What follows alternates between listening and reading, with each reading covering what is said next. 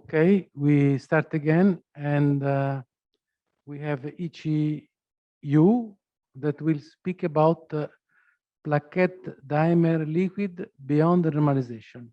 Please.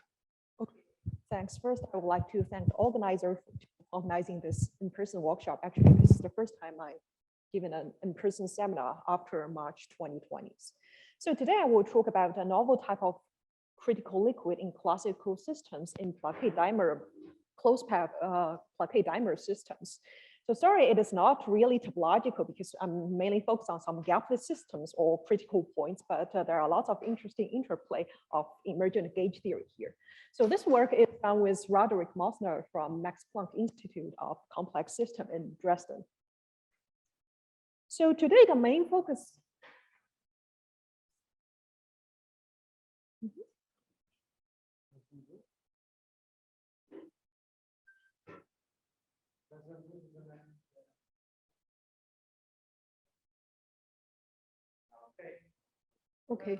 Okay, sorry, now I can control. So the main focus of my talk is about we want to explore critical liquids. So first, I have a 1-minute brief introduction of what we know about critical liquids or critical points. So a complete understanding of critical points in the statistical model was first introduced by K.G. Wells' renormalization group picture. And what it is if we have a critical point or critical where the correlation, we have to visualize everything at a larger spatial scale. So one thing we usually do is we have to do some coarse grain. We coarse grain out the short wavelength mode with strong local fluctuation and only keep the IR modes or long wavelength modes as the essential description of a critical point or critical phase.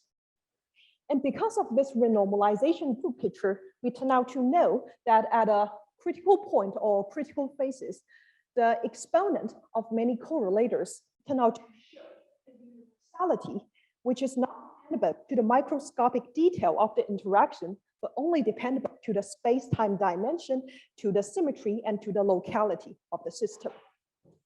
So today I will introduce a new type of critical liquids, mainly in some classical system in 3 spatial dimensions, which is beyond this historic paradigm of renormalization. So the essence of renormalization group picture, which help us to understand a point, lies in the fact that it assumes that the long wavelength physics plays an extremely important role, or it is the long wavelength modes which control the critical behavior. However, today I will talk about new type of critical liquids, which is beyond renormalization, as the short wavelength physics with strong local fluctuation plays an extremely important role and manipulate the critical point. So what was that? Before I go into detail, I would like to have a review of a historic Asian problem, the close-back towering problem.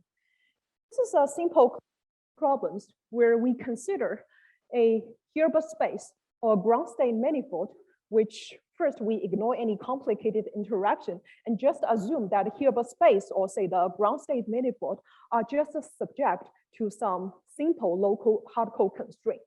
So one simple example is the close-packed dimer problem.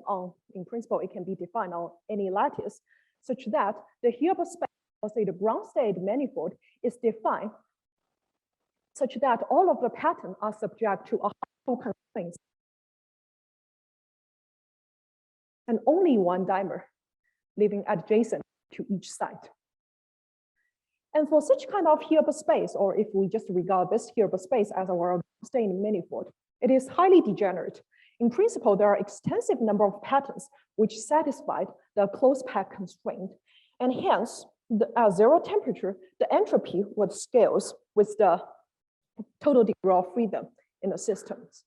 The question is, what happens if we have a large number of degeneracy or extensive number of degeneracy in our ground state manifold? Or what would happen at a 0 temperature if there's still an extensive number of entropy?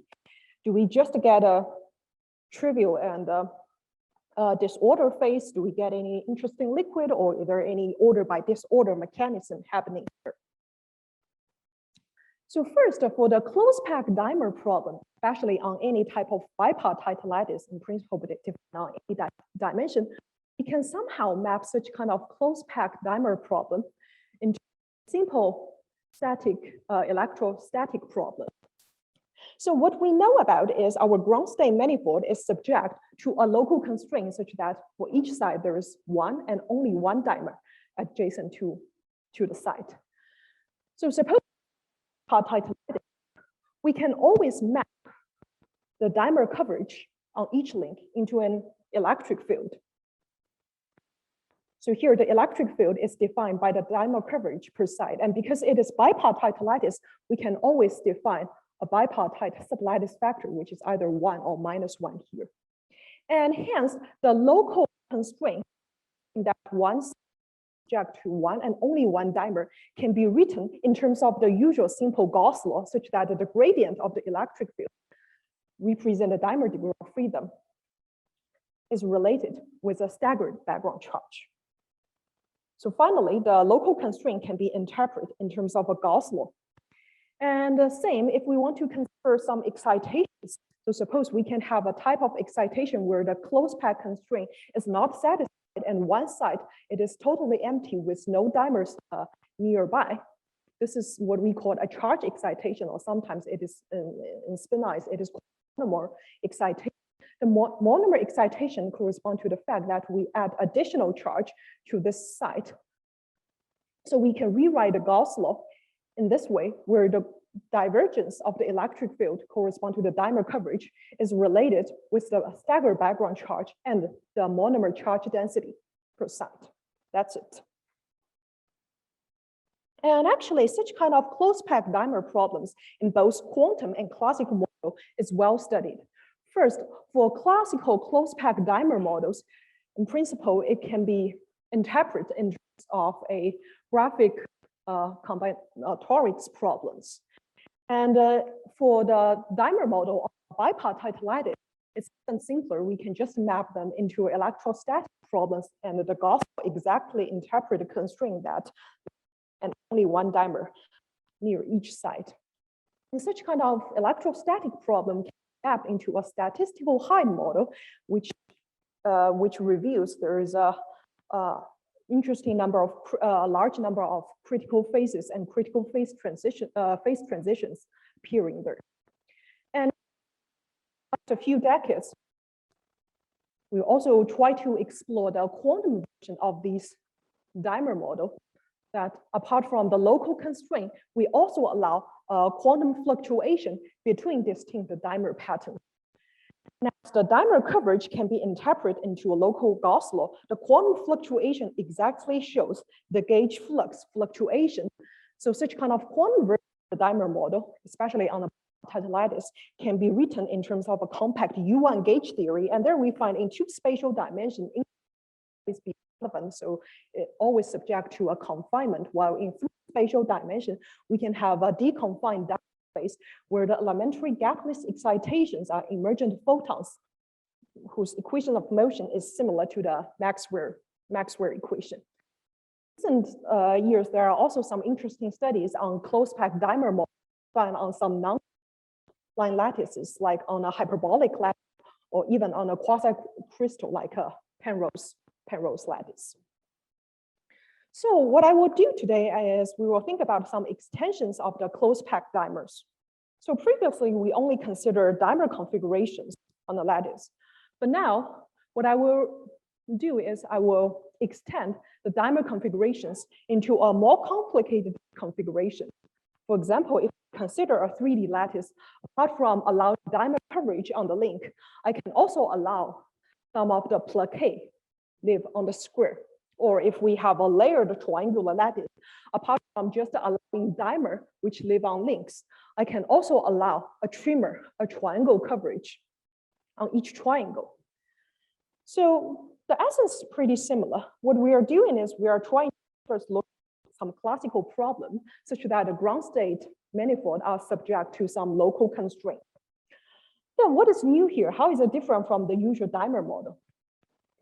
It is different from the dimer model in the sense that in these spaces, there could exist some interesting phase transitions and critical phases. However, in these phase transitions and critical phases, it turns out that the long wavelength physics is not enough to describe the critical phenomenon. Instead, we have to keep some of the short wavelength modes, because these short wavelength modes or strong local fluctuation can survive as the low energy part of the spectrum, and hence they play an extremely important role at a critical point. Okay, so now let's begin with a simple problem. It's what I called a close-packed Plaquette-dimer problem on a 3D cubic lattice. It's still a ground state manifold subject to a local constraint. So what is the local constraint? The local constraint is I have two types of coverage. So I can either have a dimer, which only live on the Z-link, or I can have a plaquette, which only live on the XY plane. So near each side, there are 6 and only 6 allowed configurations where we can have either full plaquette coverage, or we have a dimer coverage on the top Z-link or the bottom Z-link. So now I'm just considering a ground state manifold, which is subject to this close pack constraint. And obviously, if we consider such kind of constraint on a cubic lattice, the ground state manifold is highly degenerate. So at 0 temperature, the entropy would scale extensively with the degree of freedom in the system. Then what would happen, or how can we deal with such kind of large number of degeneracy in our ground state subject to a constraint? So remember, we just defined a ground state in terms of the constraint, local constraint patterns. And whenever we define a local constraint pattern, in principle, we can interpret or try to interpret them in terms of local conserved quantities. And whenever we have a local conserved quantity, that implies it is something like a gauge symmetry. And whenever we have a gauge symmetry, in principle, we can just define something like a Gauss law to interpret or translate this gauge symmetry. So now let's do a similar exercise. I only have two patterns. Either it's a dimer live on only the Z-link, or it should be a plaquette only live on the XY plane. So I define two types of electric field. The first electric field live in the center of the XY plaquette. And this EXY value is related with the plaquette coverage. And eta is again a sublattice factor, because we are dealing with cubic lattice. We can uniquely define the sublattice factor. If this plaquette is empty, then the electric field EXY is 0. If there's an occupied plaquette, it is either 1 or -1, depending on the sublattice factor. And the same, the dimer on the Z-link, we define an electric field, which is Yizhi, and that is related with the dimer coverage. If it is empty, then the electric field Yizhi here is 0. Otherwise, if it is covered, then Yizhi is either 1 or -1, depending on the sublattice factor. Okay, and our Hilbert space is generated by the fact that for each side, it is close packed. We either have a dimer on the Z-link covered, or we have to have a plaquette covered.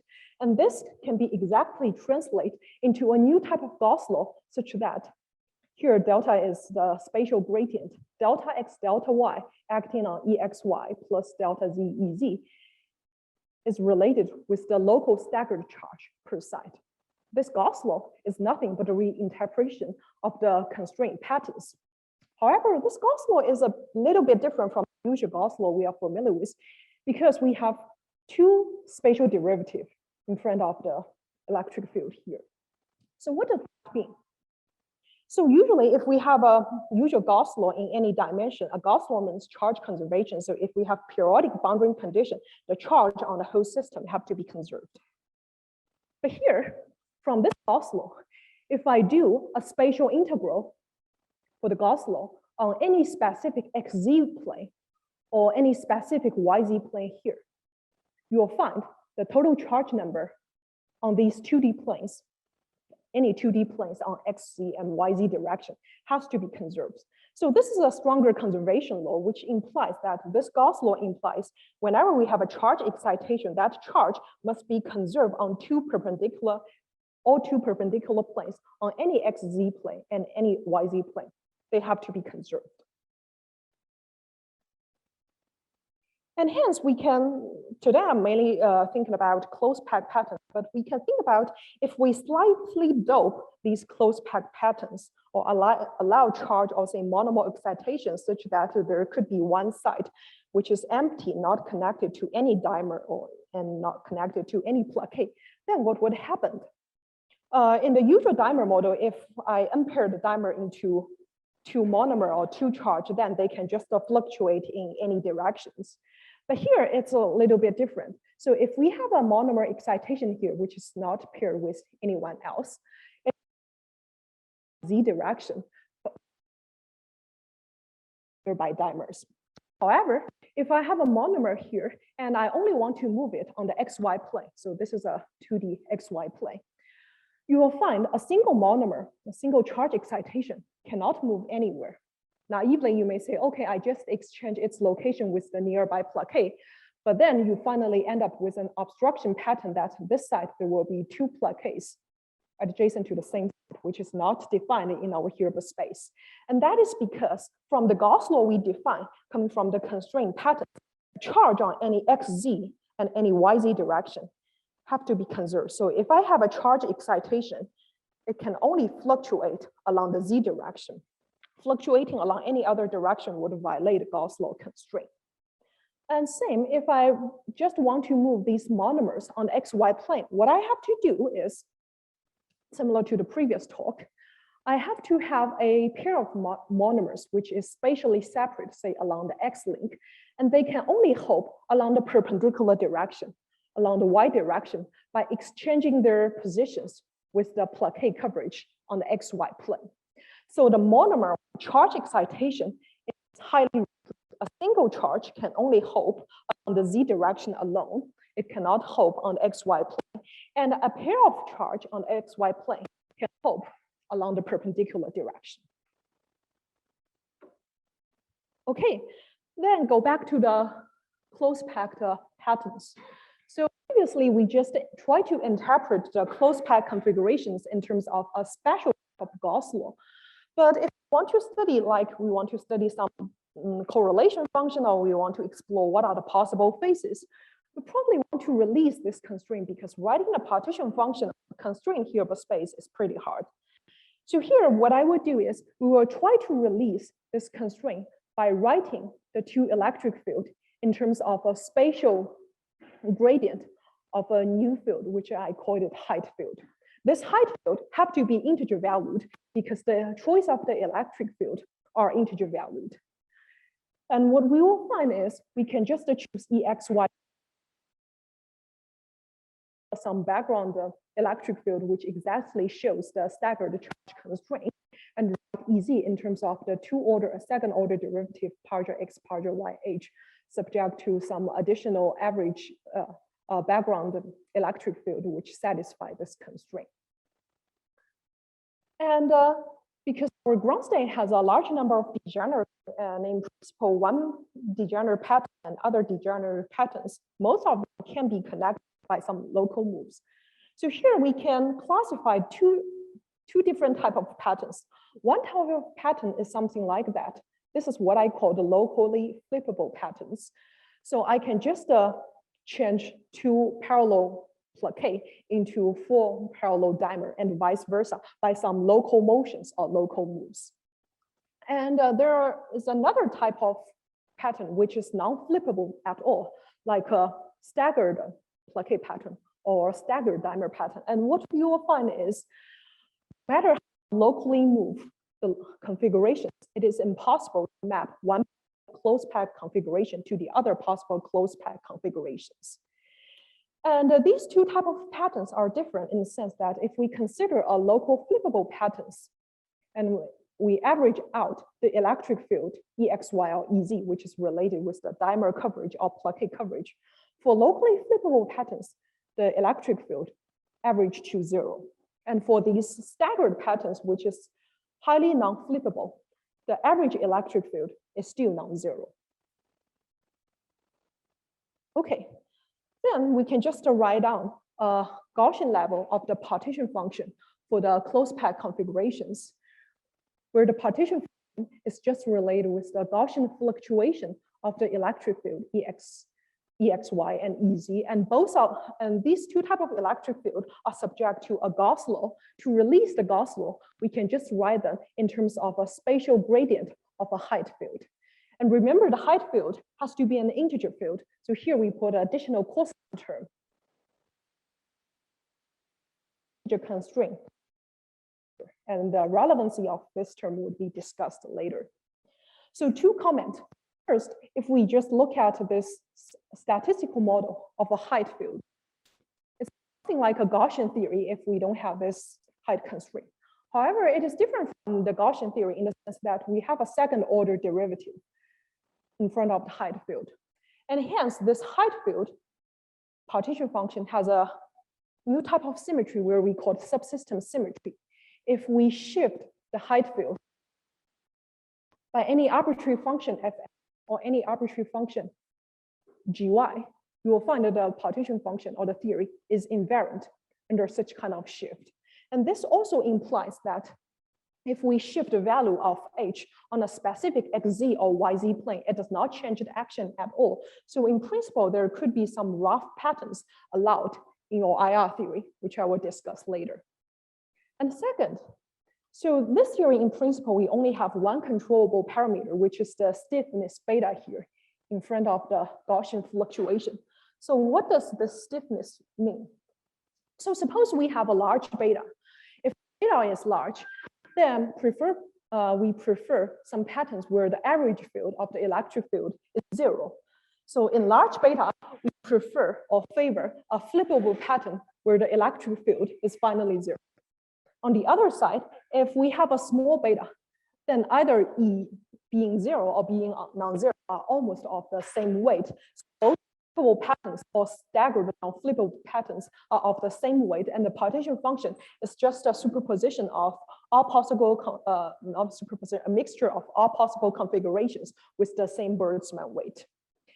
And in principle, this beta can be controlled by some microscopic interaction. For example, we can turn on some attractive or repulsive interaction between the parallel Plaquette and parallel dimers, and this will control the value of beta.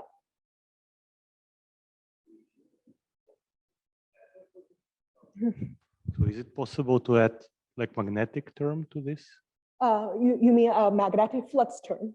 B flux. Yeah, like I'm a bit confused about your functional integral. Like if it's a gauge theory, shouldn't I like integrate over A's, like other gauge potentials? So here I'm only considered a classical model.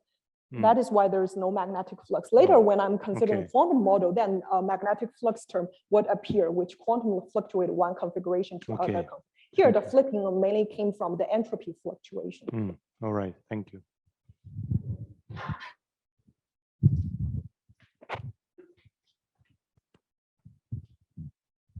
So I'm wondering, H is a dimensionless as a field, right? Mm-hmm. And so I'm wondering, I mean, the dimensionality of the first term and the second term is different. Yes, so in principle, we do have a dimensional constant, which is related with the lattice spacing here, and I just keep it to 1. Okay.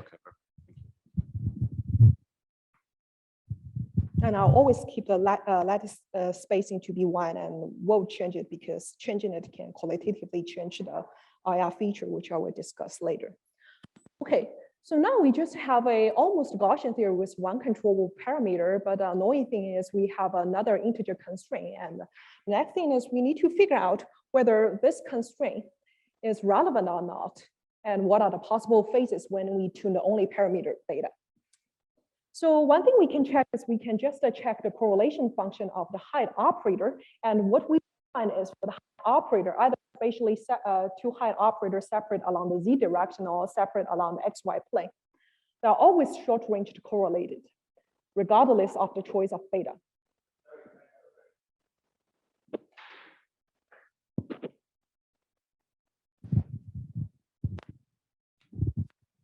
Thank you. Does this work? Yeah. So a very naive question. You said that h has to be an integer. Yes. So how is cosine 2 pi h non-trivial?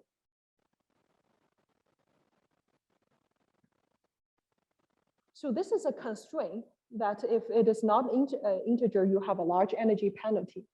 Oh, I see. So you want to treat it as a Yes. real number Yes. and then put that Yes, constraint that to makes it implement integer. this Oh, I'm constraint, sorry. just I'm sorry. put a- That's what you meant. I just Okay, thank put you. a Thank you. large energy penalty such that I favor integer. So because there are short range correlated, that could be regardless of the choice of beta. However, this term alone being irrelevant doesn't mean we finally end up with a free, something like a Gaussian type theory. Because even this operator is irrelevant, we have to consider a higher order operator here. So what I will consider is an operator which is cosine 2 pi delta xh, their spatial derivative. And what we will find is this higher order operator actually has a power law correlation function whose exponent is tuned by the stiffness beta here. So in the small beta regime, these operators are irrelevant. And finally, we end up with a liquid phase with some type of power law correlation function with no spontaneous ordering. However, once the beta becomes large, we'll find the scaling dimension of this operator change. And at a critical beta, it becomes relevant. And once this becomes relevant, it turns out that we finally favor a flippable configuration because once beta is large from the partition function, it turns out that we favor a condition where the electric field average have to be 0. So we prefer some flippable configurations, and hence the system would be spontaneously ordered into those columnar dimer phase or columnar Plaquette phase. Yizhi? Yes, Eduardo. Hi, good morning. I have a question. Go to the previous page, please.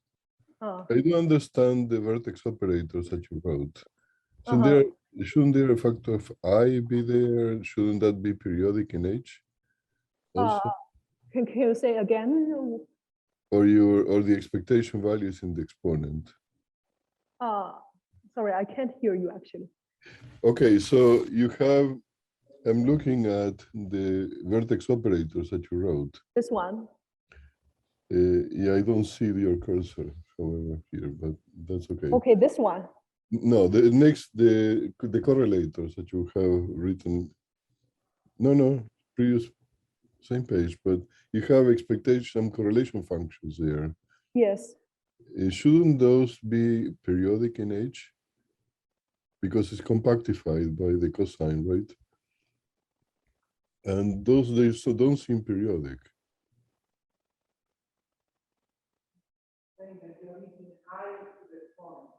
Well, it's not only an I that is missing, it's also the product of the two H's in the exponent. Isn't that the sum of the two H's? Or Yes.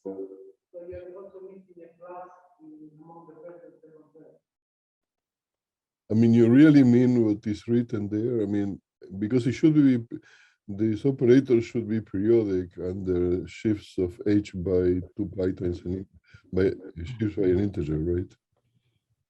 Oh, I see. So you mean the operator should be invariant under any shift by not just H by an integer, also H by any arbitrary function of x, and gy. You're missing an overall I, and the two terms within the parentheses at the exponent Maybe should be added, not multiplied. unless what you mean is that this is the exponential of the expectation value and not the expectation value. Yeah, but then it wouldn't depend on X and Y. It's just a typo. Keep going. I will Well, tell but you. I want to understand if this is actually what she really means, because it's a log square. Why do you have a log square? Because of the form of the free action? What is he talking? He said that there is a log square. Yes. So why is the square coming from? It's actually coming from the fact that we have. So it's not a typo. It's a square. If it's then and that becomes a power law correlation function. But once it is decay faster than any power law, but slower than the exponential. Where does it come from? It comes from the fact that the singularity, zero momentum, if extremely large momentum like along the x and y axis, you also have singularity. And the square, or this is what we call the double logarithmic behavior, came from that. Okay, thank you. So this is not a typo because once it's a type, this must decay faster than any power law. That's why it is irrelevant. Okay, thank you. That was the question.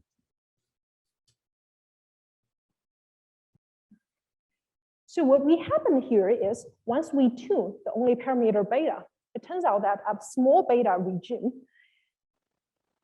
any fluctuation of the height field or any zero or non-zero average of the electric field are almost of the same weight. So finally, we end up with a liquid phase.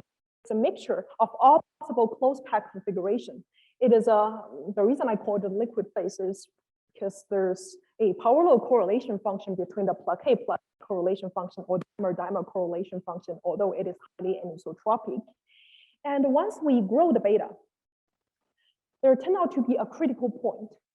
Once that the cosine 2 pi h term is still irrelevant, but its higher order spatial derivative becomes relevant.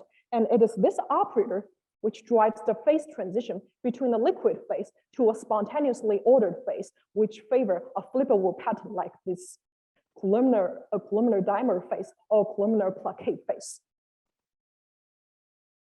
So this is a typical liquid to the ordered phase transition, which is pretty similar to the 2D classical dimer phase transition, where there's also a dimer liquid phase in classical system and a spontaneously ordered phase. But how is it different?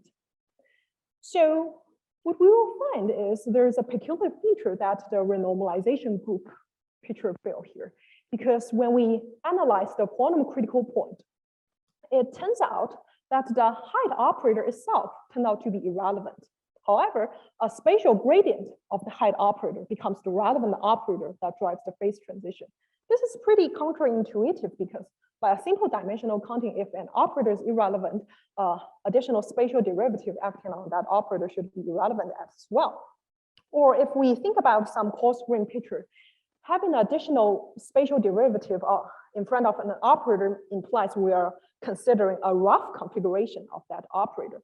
And usually in a critical phenomenon, rough configuration costs higher energy and we can just ignore them. They should play a less important role.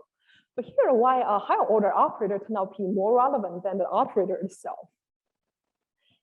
So what actually happened here is because the theory contains additional subsystem symmetry such that for the height operator, we have a subsystem symmetry that we shift the height not just by a constant, by any arbitrary function of fx and any arbitrary function of gy.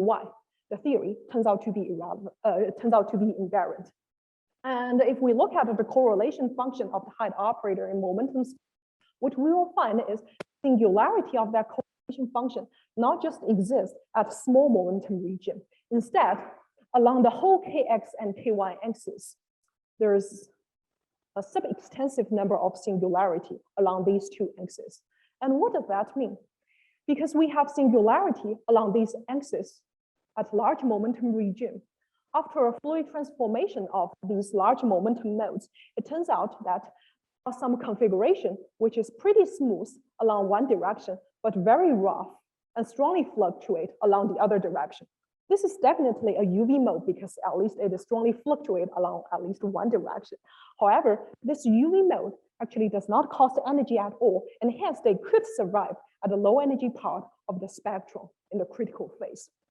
And because there are sub-extensive number, not just a few number, a sub-extensive number of UV modes which can survive at the low energy part of the spectrum, the local fluctuation or the UV, here I don't call it UV modes, I just want to call it short wavelength mode, becomes extremely important. And hence the usual renormalization group cannot be implemented here because renormalization group means we just coarse grain out some local fluctuation and they won't create any singularity and only keep the long wavelength modes as these are the modes which can only survive at a critical point. However, here we cannot do such kind of coarse grain because both some long wavelength modes and a large number of short wavelength modes plays an extremely important role. They do survive at the low energy part of the spectrum and they can qualitatively change the feature of the critical phase and the phase transition point. And this new type of phenomenon is denoted UV-IR mixes such that some of the UV modes coming from short wavelength physics with strong fluctuation finally survive at a low energy part of the spectrum. And because of such kind of UV-IR mixing, the renormalization group picture does not work here because it is now illegal to coarse grain out any local fluctuation as they don't cost energy, and they can, in principle, integrate them out, can create additional singularity that qualitatively change the feature of a critical point. So isn't it similar to like Fermi liquid, where you have Fermi like surface, yes, yeah, exactly. so there one would not usually say that renormalization group is not applicable because you can do RG around Fermi surface. So is it in spirit similar to that? Yes, that is similar. Actually, the UV-IR mixing came from three types of literature. In high energy literature, it came from some non-commutative geometry and quantum field theory. And the condensed matter literature, the first acronym of UV-IR mixing came from the renormalization group picture of Fermi surface, mainly in three spatial dimensions. And yes, they have UV-IR mixing. So if we take a Fermi patch, you can only renormalize along the tangent direction. You cannot renormalize in the parallel direction. Otherwise, you are introducing additional or excluding additional number of zero energy modes. So yes, Fermi surface is a first example of UV-IR mixing condensed matter. So is it fair to say then that one should do RG properly, like in a right way, but then it's possible to coarse grain, right? But true. Not... So for this problem, it is true. What you can do is I only do renormalization along the transverse direction. So that won't involve any additional zero energy mode, and just exclude the renormalization along the parallel direction. This is how we find the phase transition point. But for a more complicated fractal system, such that charges not just conserve on 2D straight planes, like charges conserve on a fractal or even more complicated sub-extensive manifold, in principle, there's no such type of simple RG letting you just renormalize along the perpendicular direction, because there it's even hard to define what does it mean by the perpendicular direction. But for this problem, yes, you can do it like. But also for Fermi liquids, it's kind of similar, right? Because it can, yeah. Okay, thank you. Is it fair to say that there is that there is no real continuum limit in the perpendicular direction? Yes, so good question. And the answer is yes. So here I'm dealing with lattice model, and I always fix the lattice spacing. And what you will find is the operator, this operator, its scaling dimension, here I keep the lattice spacing, but its scaling dimension could be changed if you change the lattice spacing. And what you will find is once you go into the continual limit, what happens is even this operator always becomes irrelevant. So in a continual limit, there's only a liquid phase and there won't be ordered phase. So this beta C can shift it to the right direction when you go into the continual limit. Actually, can I comment here? Actually, in recent literature, actually, it was clarified that the continuum limit, which means that to take the UV cutoff to infinity, and the thermodynamic limit, which means that taking the UV cutoff for, sorry, the lattice constant, and then taking the system size to be large.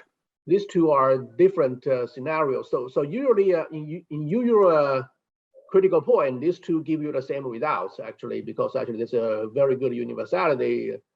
So actually we can use these two terms interchangeably, but actually in condensed matter system, the real system is the lattice constant is a constant. We cannot take that to infinity. So so this means that well, I mean, here we have to follow the second procedure, which is that we fix the lattice constant and then take the thermodynamics limit. Then in this case, it's well, I mean, we can say these operators actually will be irrelevant anymore because we cannot take the UV cutoff to infinity. I see. Yeah, so I mean, so normally we can do that because actually these two concepts actually they give you the same results, but here it's not. So actually we have to take the lattice constant a constant. I see. Thanks for comment. Yizhi, could you please repeat to us what was the last comment in few words? What was the last comment? So what the last comment from Tenke is actually here, what we have to do is we have to fix the lattice spacing and only take it to the thermodynamic limit. This is the procedure we have to apply here. Here I am, okay. Okay, and finally, let me talk a little bit about this phase transitions. So this phase transition or this statistical of a height operator actually has a simple duality, which is similar to the Wheeler duality and 2D compact rotor model, where we can do the height field with a discrete constraint into a similar action. However, here the height field, the discrete height field, becomes a compact rotor field theta. They have the same type of coupling, and only difference is here the height field have to be discrete, and here the dual field have to be compact. In the meantime, there is high temperature, low temperature duality, so that one high temperature phase correspond to the low temperature phase here, and vice versa. And from the dual degree of freedom, it turns out that we just have a similar coupling of a compact rotor model in 3 spatial dimensions, such that the rotor can couple along the Z-link, or 4 rotors can couple along the XY plane. And what happened here is low temperature is large. The rotor field, compact rotor field, is in a liquid phase. And that liquid phase does not have any large order or spontaneous symmetry breaking because of Mermin-Wigner theorem.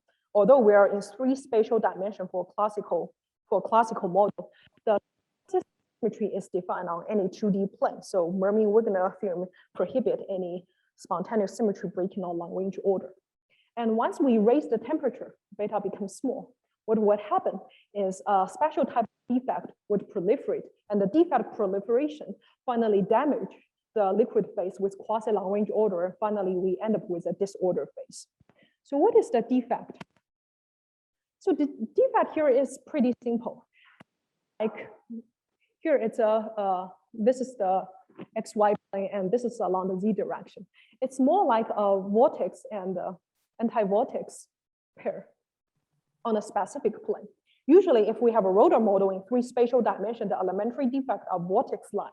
And these vortex lines have to be closed in the bulk. An isolated vortex itself is very energy costing because of the layer coupling. However, in our theory, because of this higher order derivative and the subsystem symmetry, such kind of vortex and anti-vortex can only appear on one plane while keeping the other plane pretty smooth.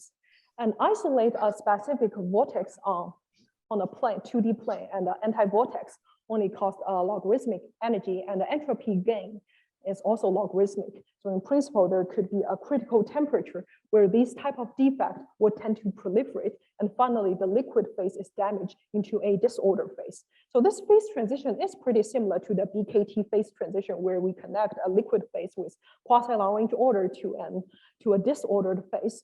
However, this liquid phase is still different from the 2D BKT phase transition because it contains special type of UV-IR mixing. So now let me just slightly comment about the UV-IR mixing. So here we have a concrete example. The short wavelength physics or strong local fluctuation can finally survive at the low energy part of the spectrum in a critical phase or a critical point. So the II theory is finally affected by the short wavelength of freedom. And there we can expect there are a lot of peculiar features and new type of phase transitions. First, in these type of critical points with UV-IR mixing, it turns out that it's possible the higher order operators could be more relevant than an operator itself, because these rough configurations have more resonance with the short wavelength physics, which contribute to the low energy part of the spectrum. And also the effective theory also depend on the UV cutoff. And in addition, if we look into the critical exponent of some correlation function or energy density, these critical exponents are now independent of the space-time. And they can even have some emergent fractal dimension. Even the concrete lattice model we deal with is defined on the regular 2D or 3D lattice. So there are a lot of new type of phase transition to be explored that can escape from the renormalization group picture. So how many times do you have actually? Okay, great. Then okay, sure. So now I'm going into the conclusion part. And one extension I would like to comment about is, today I just talk about the close packed configurations of dimer and plaquette mixtures. And it turns out that such kind of close pack constraint can be written in terms of a high rank Gauss law. And if we map it into an electric field and we have Gauss law, a natural question to ask is, can we have magnetic field operator as well? And can we have a complete electromagnetic theory for that? So this is what you asked before. So yes, and the answer is if we just extend this simple model that there allows some quantum fluctuation between a local pattern like two parallel plaquettes and 4 parallel dimers, then in principle we can build a quantum model of that. So previously we only have electric field. It's a classical model where electric field corresponds to the plaquette and dimer coverage. And once we want to quantize the theory, what we need to do is just to introduce its conjugate partner, A.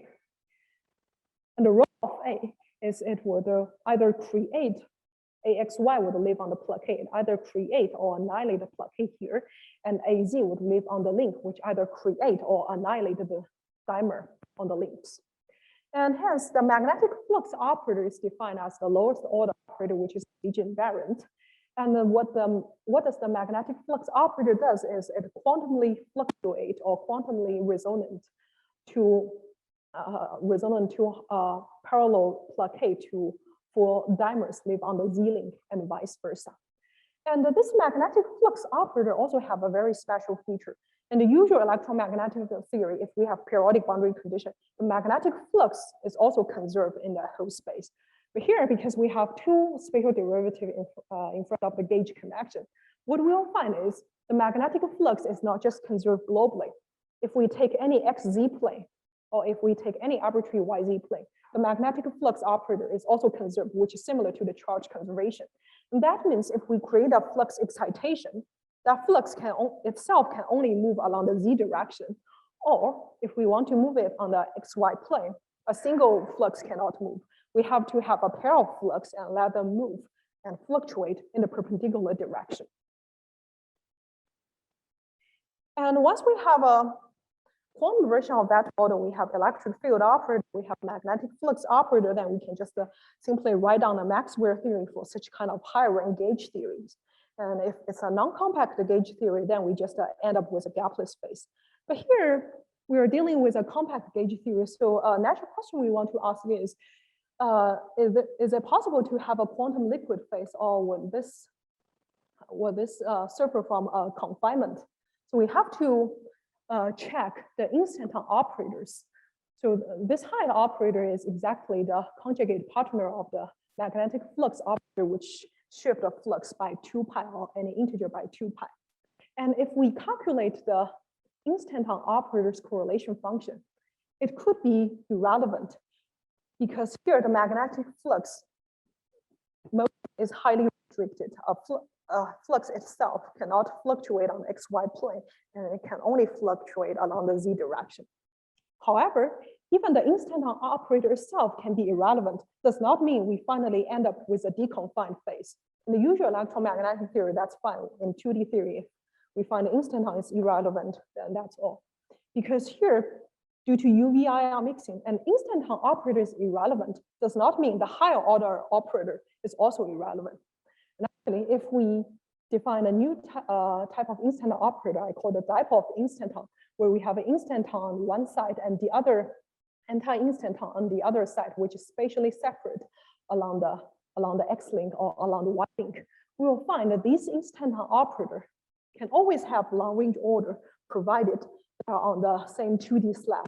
And hence, such kind of instanton operator, the dipole of instanton, can always proliferate regardless of your coupling constant. And because the higher order instanton finally proliferate, we end up with a confined phase. So there is no stable quantum Plaquette-dimer liquid once you consider quantum fluctuations.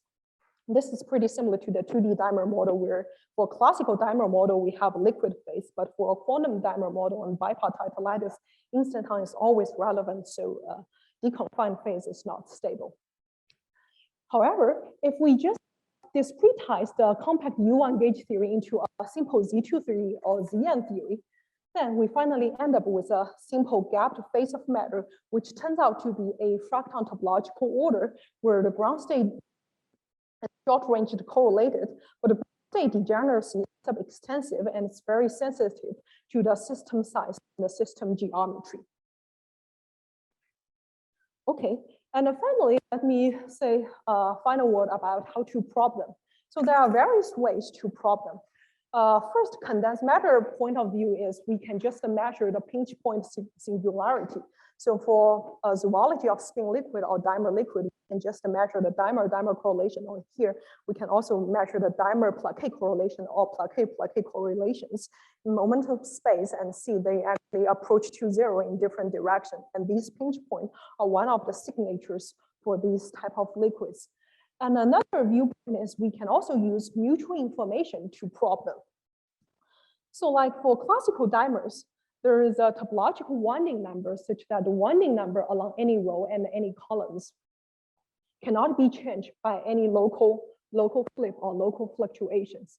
And in addition, for winding numbers in dimer model, it is uniform. So if I know the winding number here is 0, then the winding number along any row, even far apart, must be the same. And that implies if we have a classical partition function of a dimer model, and I just trace out the rest degree of freedom and only keep 2 stripes, A and B, which are very spatially separate apart, because there's no long-range correlation.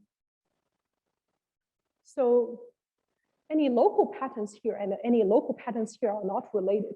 However, because the winding number itself is uniform, so once I know the winding number at this row, I know the winding number as this row. This implies 2 rows share some classical correlation function between the 2 stripes, even they are spatially separate apart. And whenever we have a non-vanishing correlation function, the mutual information, the entropy's mutual information between these 2 stripes has to be non-vanishing even in the thermodynamic limit.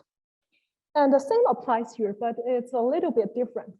In this Plaquette-dimer, we can also define different type of winding number. For example, we can just define a winding number along the z direction, which counts the winding number of XY plaquettes. However, this winding number doesn't need to be uniform in space. So the winding number itself can be a function of X and Y, and it can change and fluctuate on the XY plane. But nevertheless, there is still some intrinsic constraint that once I fix a row and fix a column of the winding number on the XY plane, then everything else should be fixed. What does that mean? That means if we take out 4 rows along the z directions, and they're spatially separate apart, the winding number of A and the winding of number B doesn't need to be the same. They don't have any classical correlation function. They don't have any mutual information for entropy. However, once I fix the winding number of both A, B, and C, then the other row D, which lay on the other corner of the rectangle, have to be fixed. And that implies there is some classical mutual information between these 4 rows that live on the corner of 4 triangles. And hence, this is one information perspective to probe these classical dimer-Plaquette liquid. And for the classical dimer-Plaquette liquid, because it's just a subject to local constraint, we have some simple tensor network with functions to run. So figuring out its mutual information is not that hard. So I think I'm running out of time, and I would like to thanks everyone for attending, and I wonder whether there are any additional questions.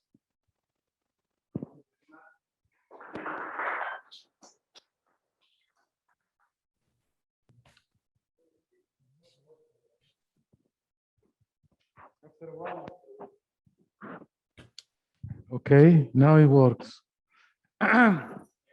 Yes, you have one question from the audience. Thanks. So for the classical model that you were studying, is there a corresponding 2-dimensional quantum model? Exactly, yes.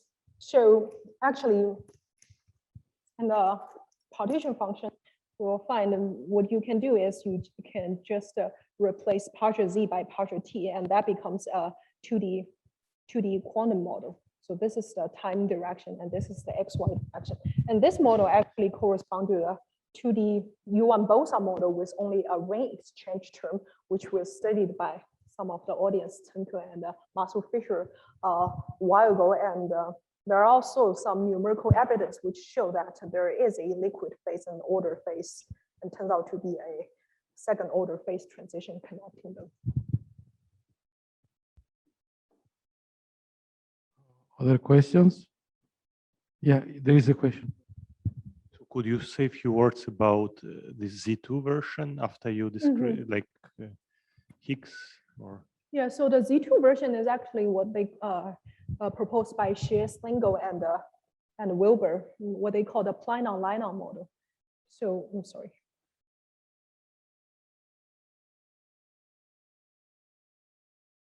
Yes. So what we need to do is discretize electric field to be only 0 and 1, and A only to be 0 and pi. And then there are only two types of stabilizer code, and one corresponds to the cluster of 6x spins living on this cluster, and the other is the magnetic flux operator, which is the product of 6z operator live on each cube. And because flux operator always commute with the charge conservation, so this is a stabilizer code. And what happened there is we can have charge or flux excitation, which is only well defined to Z2. And a charge or flux, the theory is self-do. So a charge can only move along the Z direction. That's why they call it Linon.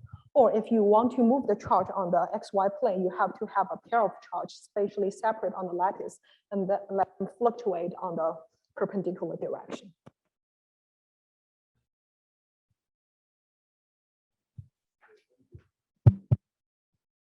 Another question. Very naive question. When you have your action, maybe can you go please to your action in the, yeah, this one. So I was just wondering. I mean, in principle, can you use the Hubbard-Stratonovich just transformation to linearize this term and introduce naturally a symmetric gauge field? Like, I mean, I can say, okay, I couple the DZH with AZ, which is one form, and then I add AZ squared, right? Mm-hmm. And then because when I integrate back, I get the square of the kinematic term, and then I can say, okay, I can introduce a second field that is symmetric in X and Y, and it is coupled to. Is this a natural way to see that there are symmetric gauge fields just by using, I said, Hubbard-Stratonovich transformation? Or so actually, if you talk about these two this is obtained from the Hubbard-Stratonovich okay, yeah, because you have done the Bill-Lane approximation, yes. Right? Yeah. So that is okay. Okay, that's the answer to my question. Exactly the replay of the Hubbard-Stratonovich transformation.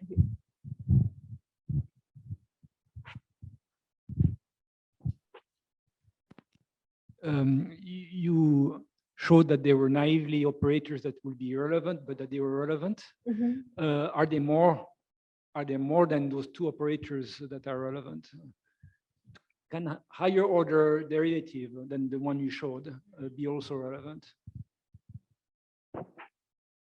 So you mean here we only look into the second order derivative? Yep. Is it possible that the third order derivative have to be more relevant?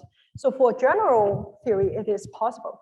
And here actually first it's by either theoretical or numerical check, it is not possible. And second, one way to see whether it is possible to be relevant or such kind of defect can condense or not is dependable to their motions. Like one operator, it's a classical operator, can only fluctuate along one direction. So this is something like a classical 1D system where there's no spontaneously ordering and they won't condense and have long range order.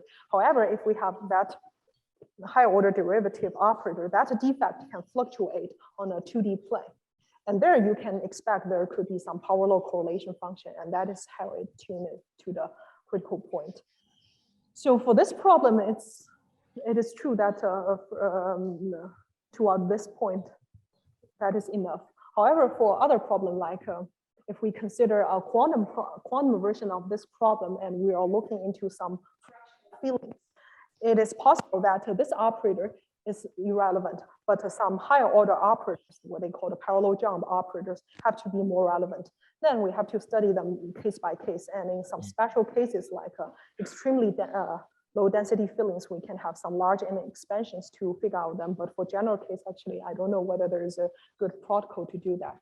And this also imposes lots of difficulties for figuring out higher rank spin liquid, because usually for gapless spin liquid, we just compact gauge theory or gapless spin liquid, we just check instanton whether it's relevant or not. But here, extremely high order of instanton could be relevant. Okay, if there are no more questions, we thank the speaker again.